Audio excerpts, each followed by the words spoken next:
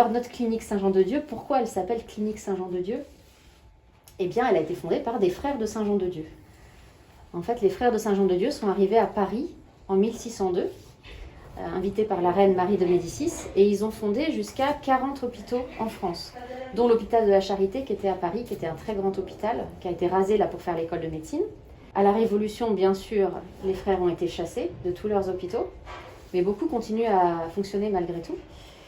Et après la Révolution, arrive un soldat de l'armée napoléonienne qui décide de restaurer l'ordre hospitalier. Il se fait religieux et les besoins les plus importants au début du 19e siècle, c'est pour les malades mentaux. Il n'y avait rien pour eux. Ils étaient enfermés dans les prisons quand ils étaient dangereux ou alors on les laissait mourir sur le trottoir s'ils n'étaient pas. Donc il a fondé des hôpitaux psychiatriques. Et l'État français ensuite a pris en charge les malades psychiatriques. Il y a eu une loi qui a été faite en 1838 qui obligeait chaque département à avoir un hôpital psychiatrique.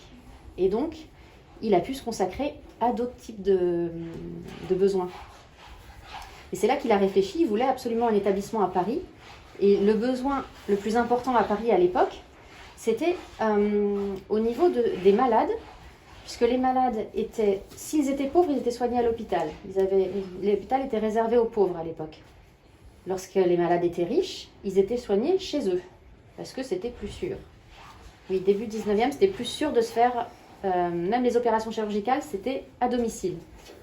On dit, passer sur le billard, on dit que l'expression vient de là, c'est qu'ils se faisaient vraiment opérer chez eux. Mais quand un malade était étudiant, par exemple, il avait que sa petite mansarde, il n'avait pas sa famille. Pour les professions intermédiaires, pour les voyageurs de passage, il n'y avait rien de prévu. Donc c'est pour ça que cette clinique a été fondée. Les frères ont acheté simplement un hôtel particulier, ils se sont installés et ils ont accueilli ces malades qui ne trouvaient pas de place ailleurs, avec l'idée d'avoir un lieu pour les soigner et de leur servir de famille le temps pendant lequel ils auraient besoin de soins. Ben, ce seraient les frères qui joueraient le rôle de cette famille qui les entourerait. Et puis c'est une clinique qui a eu, comme elle accueillait des voyageurs, les voyageurs rentraient chez eux, ils ont parlé des soins qu'ils avaient eus ici, et du coup il s'est mis à y avoir énormément de patients de l'étranger qui sont venus aussi pour avoir les soins de qualité ici. Et il y a eu des premières mondiales, des opérations incroyables qui ont été faites. Et notamment, j'ai bien envie de vous en parler d'une. C'est une histoire qui commence par un employé du Bon Marché qui prend sa pause déjeuner avec un camarade. Et pour blaguer, il lui dit « Je te parie que j'avale ma fourchette ». Et il l'a mise dans sa gorge en la tenant pressée contre ses dents pour qu'elle reste. Mais le copain le fait rire, bien sûr, et la fourchette... Voilà. Le jeune homme a consulté un médecin. Il s'est dit, qu'est-ce qu'on fait avec cette fourchette? Est-ce qu'on attend qu'elle descende? Pas forcément, ça va peut-être être compliqué. Si on essaie de la faire remonter, comme les dents sont vers le haut, ça va être compliqué aussi. Et en palpant, on ne voit pas où elle est, on ne va pas ouvrir à l'aveugle. Et donc le jeune homme s'est dit, bon ben c'est pas grave, hein, vous inquiétez pas, moi ça va très bien, j'ai juste une petite lourdeur à l'estomac, mais c'est bon. Donc il est reparti chez lui. Et pendant des mois, il a souffert et au bout d'un moment, c'était plus tenable. Donc il a consulté un chirurgien qui s'appelle le docteur Léon Labbé, qui opérait à la clinique ici. Et qui effectivement, lui, il a pu sentir que les pointes de la fourchette appuyaient sur l'estomac et qu'il fallait opérer. Et seulement, c'est une opération qui n'avait jamais été faite vraiment avec succès auparavant.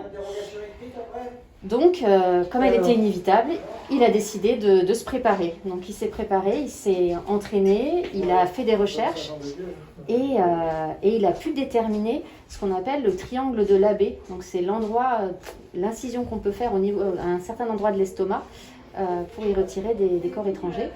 Et donc, fort de toutes ses connaissances, il a pu faire cette opération à la clinique.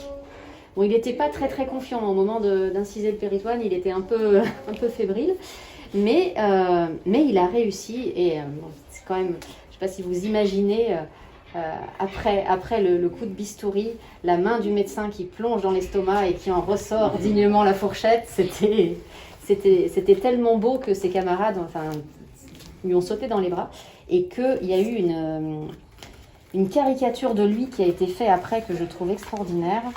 Qui est magnifique, j'espère que je l'ai là parce que ça vaut vraiment le coup.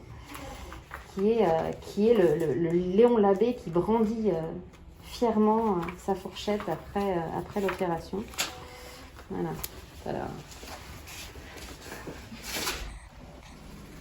C'est vraiment...